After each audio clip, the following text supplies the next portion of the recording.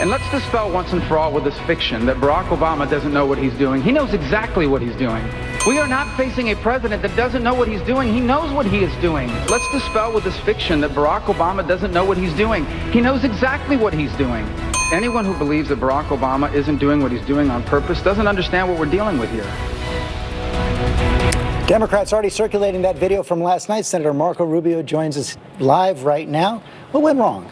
Well, actually, I would pay them to keep running that clip because that's what I believe passionately. It's one of the reasons why I'm not running for re-election to the Senate and I'm running for president.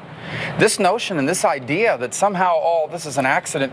Obamacare was not an accident. Dodd-Frank was not an accident. The deal with Iran was not an accident. But you're getting pounded for repeating that speech. Well, look, we raised more money last night in the first hour of that debate than any other debate. As far as that message, I hope they keep running it, and I'm going to keep saying it because it's true. Barack Obama, yes, has he hired incompetent people to implement laws and run agencies? Absolutely. But when it comes to what he's trying to do to America, it's part of a plan. But he has said he wanted to change the country. He's doing it in a way that is robbing us of everything that makes us special. I'm going to keep saying that because that not only is it the truth, it is at the core of our campaign. But even after Chris Christie called you out for what he called canned speeches, 25-second canned speeches, you repeated again. He says, there you go. Again, that was not a good moment for you, was it? It's what I believe. And it's what I'm going to continue to say because it happens to be one of the main reasons why I am running. This is the greatest country in the history of mankind because of a certain set of principles. Barack Obama wants us to abandon those principles. I think he has spent 7 years putting in place policies that rip them from us, undermining the Constitution, undermining free enterprise, undermining our standing in the world, weakening America, apologizing for us on the global stage.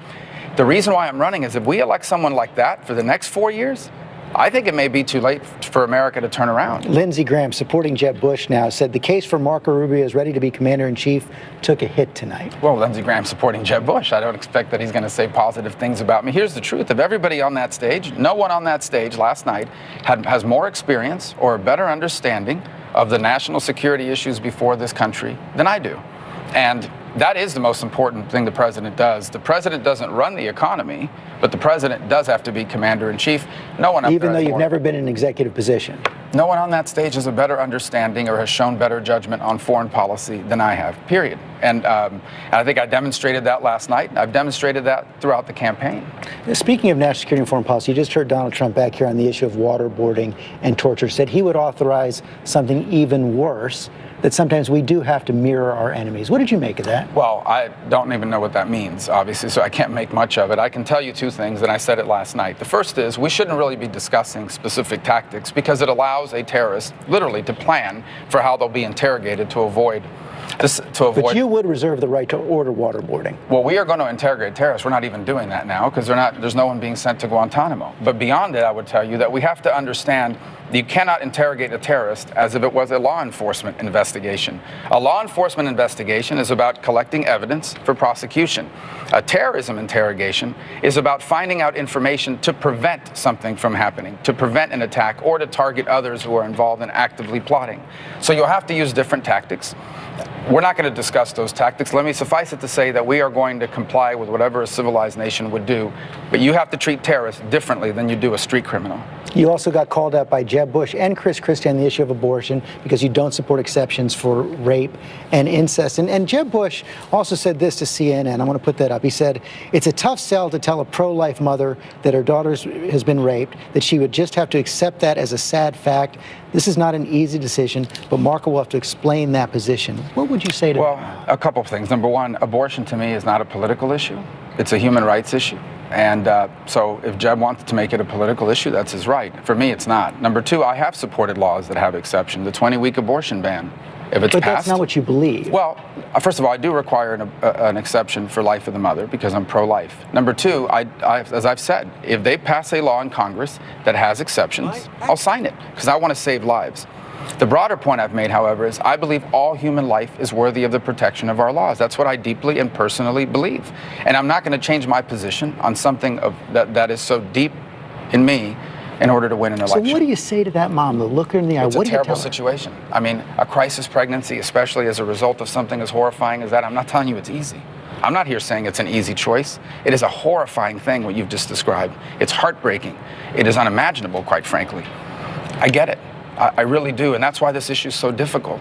But I believe a human being, an unborn child, has a right to live.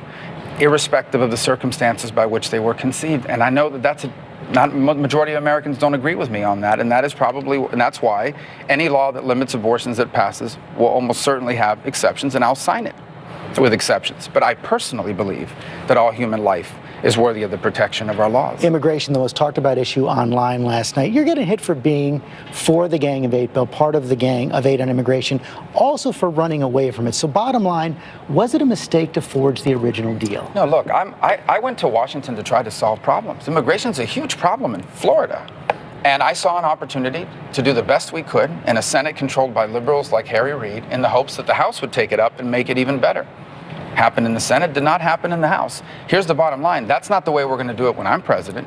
We have a majority of Republicans in the House and Senate, and I'm president. We're going to do it differently. We're going to do it the way I want to do it. But if that's the best you could do, you would sign it?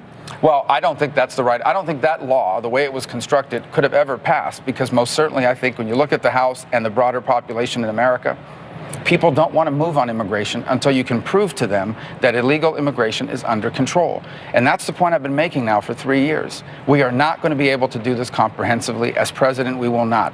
As president, the first thing we're going to do is secure our border.